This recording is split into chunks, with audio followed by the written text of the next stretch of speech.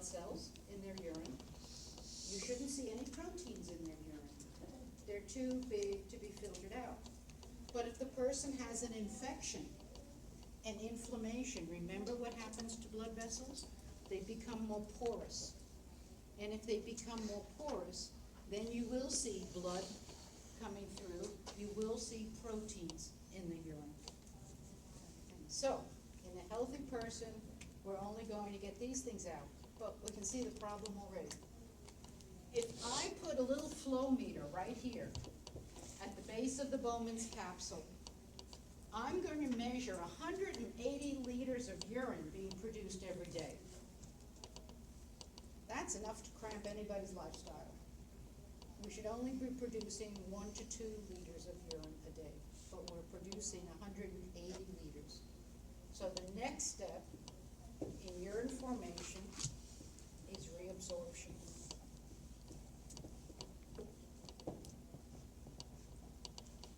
Reabsorption means I'm going to pull most of the stuff that got into the urine out, back into the bloodstream.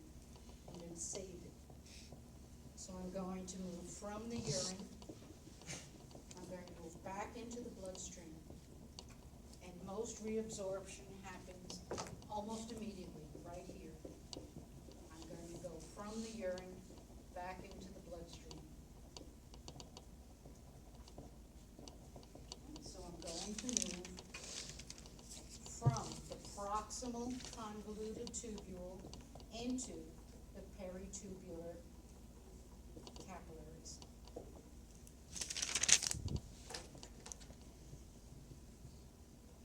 I have to pull that stuff back for 2 reasons. I've got to get most of that water. I can't be producing 180 liters of urine a day. So we have to reduce urine volume. We have to pull most of that fluid back into the bloodstream. But the second reason is, look at all that stuff we worked so hard to get into the bloodstream, we just literally filtered it out. So what we have to do is we have to reclaim our amino acids and glucose. We have to go through reabsorption because we're producing too much urine. We'll dehydrate in about 5 minutes. And we just urinated out all of the nutrients that we just spent how many hours studying about. So we have to filter it, throw too much out, and then we have to say, whoops, and reabsorb most of it back. And then the last thing that's going to happen, I don't know where to put it on this diagram, the last thing that's going to happen is secretion. And secretion is going to allow us to fine-tune the urine content. It's going to happen, we're going to pull things either out of the bloodstream, we're going to move things from the blood into the urine for the last time. We're going to move from the peritubular capillaries into the distal convoluted tubule.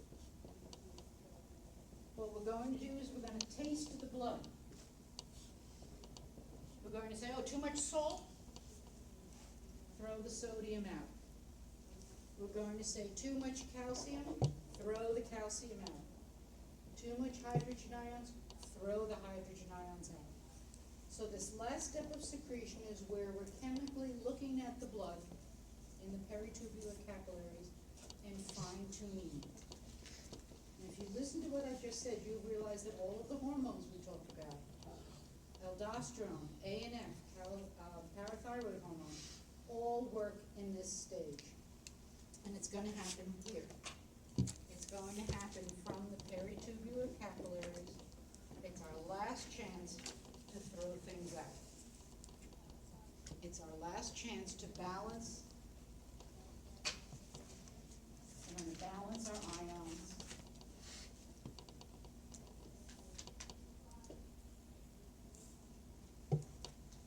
We're going to check the blood to see if there's anything we missed. This is where a lot of your antibiotics get thrown out.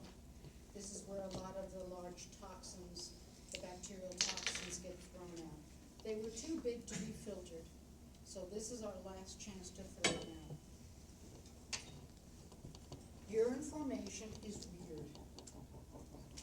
Urine formation means we throw everything out, filtration.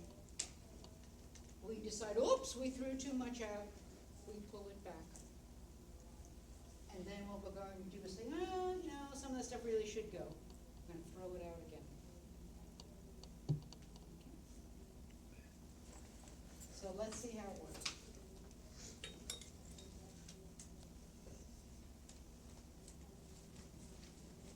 We said filtration was passive. Filtration happens between the glomerulus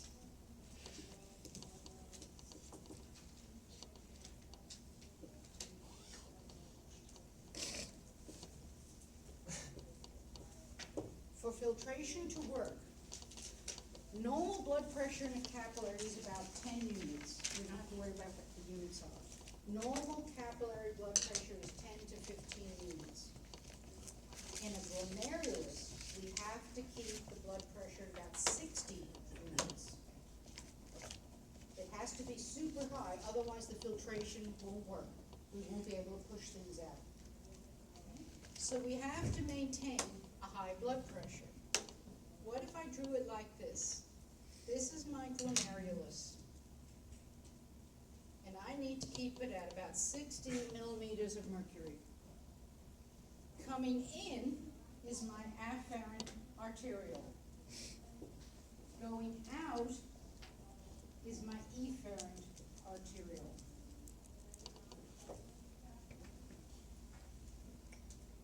Supposing that this person decides to hemorrhage, and their systemic blood pressure and blood volume drops drastically. The kidneys are going to try to hang on, but if I have extremely low blood pressure out in the body, how am I going to keep up 60 millimeters of mercury and keep filtering? How do the kidneys keep going? What they're going to do is they will, if I have low blood pressure, because I'm losing blood, I'll dilate my afferent arteriole, and I'll constrict my efferent arteriole. And that will temporarily, artificially, keep the blood pressure in the glomerulus up. So it buys you some time if you're losing blood pressure. On the other hand, a person with chronic elevated blood pressure. Well, first off, what we can see is that creates hell to the poor glomerulus. I mean, the poor glomerulus is already leaky, it's already under super high blood pressure. So you decide to have hypertension. You can see where one of the side effects of hypertension is destroying your glomerulus, which is blow it out of the water. But if you just decide to run up the stairs and you have temporary elevated blood pressure, again, we want to protect the glomerulus, keep it at 60. So no matter what happens, if I have elevated blood pressure from some sort of exertion, what am I going to do to the afferent arteriole? I'm going to constrict it. I'm going to constrict it. And I'm going to dilate the efferent arteriole. Get the fluid out as fast as I can. So what we find in filtration is that the kidneys will try to hang on, no matter what you do to your body, by what we call autoregulation. They will monitor the incoming blood pressure, and they will try to keep going, whether you're bleeding to death or doing dastardly things with your blood pressure. Filtration.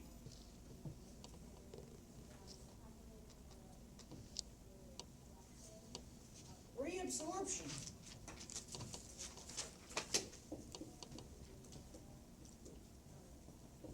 Is going to happen in the proximal convoluted tubule.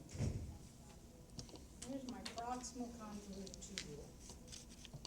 Now in my urine, this is urine, in my urine, I have glucose, I have amino acids, I have all sorts of waste, and I need to get selectively the amino acids and the glucose back into the bloodstream. I have to do it selectively. So what I'm going to do is I'm going to use our old friend, sodium cotransport. Okay.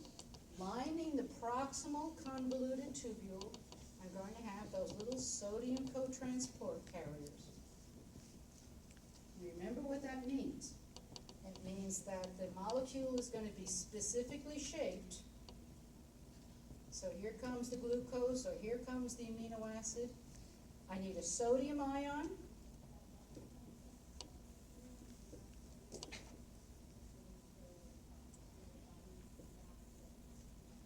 And when I use ATP, the whole molecule rotates, the nutrient comes out into the bloodstream.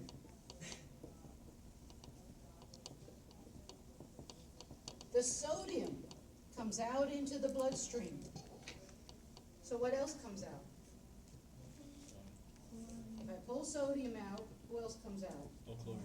Chloride ions come out, and if chloride ions come out, sodium and chloride build up, water comes out. So once again, sodium chloride is doing that wonderful job. All of our nutrients, 100%, if we stop at this point, there should be no glucose, there should be no amino acids in the urine anymore. Sodium cotransport is so exact that it should pull all of the nutrients back. In pulling the nutrients back, it's going to pull the sodium back, and it's going to cause 65% of the water to come back.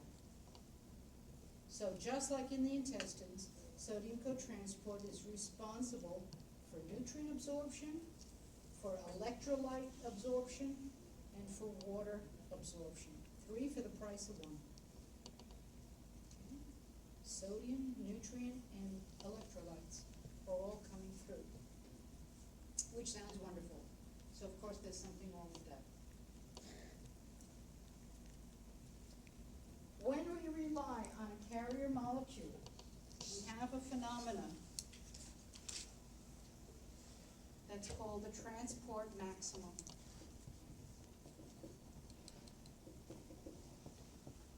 And it's usually abbreviated clinically as Tmax. And what it is the amount of carrier molecules you have for a particular nutrient, amino acid, glucose, whatever. It's the number of carriers that are available. And let's use glucose as an example. Supposing in my proximal convolute, and I'm going to make this up, I have 1, 2, 3, 4, 5 carrier molecules available to pull in glucose.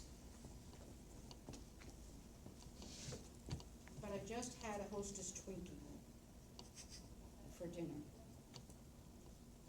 or an Entenmann's chocolate iced donut. Whatever.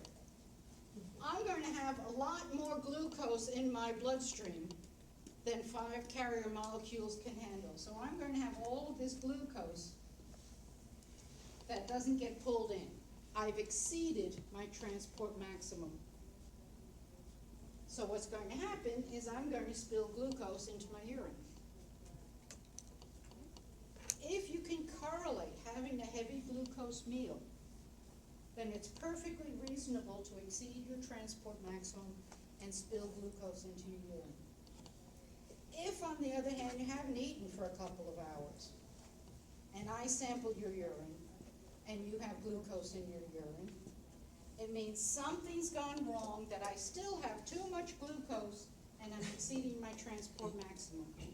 The only reason to have too much glucose in a starvation state is what?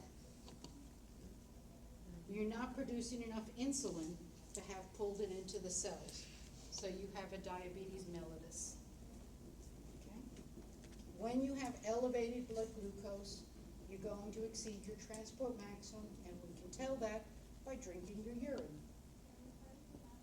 Hey, that's the way they used to do it.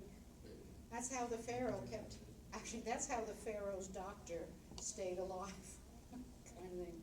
Because if you're asked to drink the boss's urine, you'd better do it, kind of thing. And you almost actually would sort of hope that he's a diabetic, because at least it would taste sweet.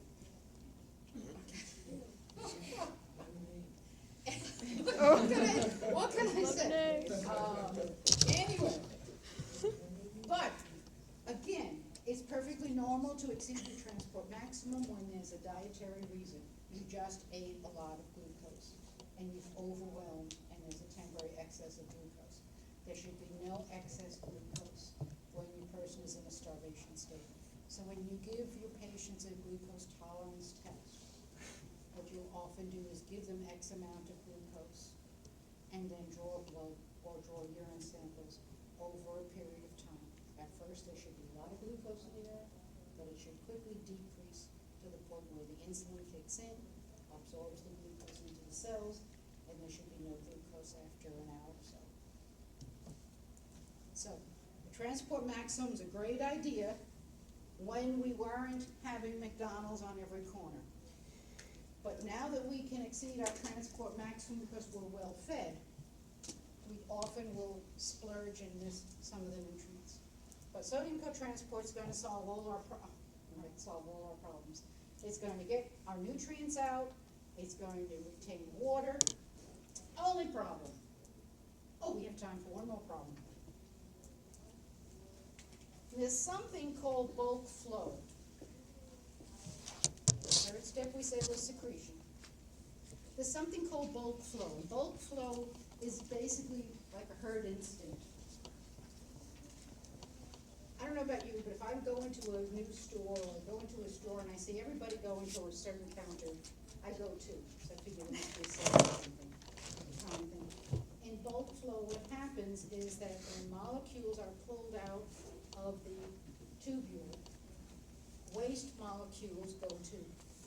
They follow along. It's just electromagnetically, it's just a physical principle that when a whole lot of molecules move across a membrane, some molecules go uninvited. They just follow along. And that's called bulk flow. Bulk flow means that we reabsorb by accident, some waste material. So what do we have to do? In the distal convoluted tubule, we gotta throw it out again. We gotta secrete it out. So one of the reasons we need secretion is because we absorbed, let's call it an A, we reabsorbed some nutrients, some waste material by accident. Another reason we need this fine tuning is because sometimes we missed things in filtration. They were too big.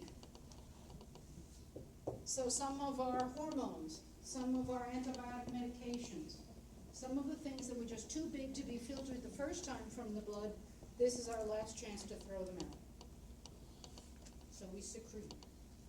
And then lastly, this is where the hormones will help us fine-tune our sodium and our calcium.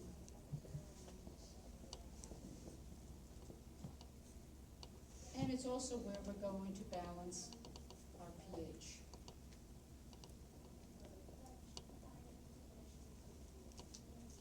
Okay. I'm just full of, there's only one more, we'll just about quit. But, so we have made urine. Unfortunately, it's a fairly dilute urine because we've only pulled back 65% of the water. I don't remember what 65% of 180 liters is, but it somewhere probably means that we're still producing 70 liters of urine, kind of thing. So we have to do one more thing, and that is we have to control our urine volume. If anybody notices on this diagram, we got lots of things happening here. We got lots of things happening here. We got lots of things happening here, but there's this funny thing in the middle. The loop of Henle is where we're going to control how much urine we produce. But we'll hold on to that till next time. So we will finish the urinary system. There is another chapter in most of the books that nursing is particularly critical that you do, and that is called fluid and electrolyte balance. Whatever book you're looking at, don't panic, you've already done it. It's going to be about 5 minutes of review because we've covered it all. And then, we'll look into the male reproductive system. So everybody bring a male reproductive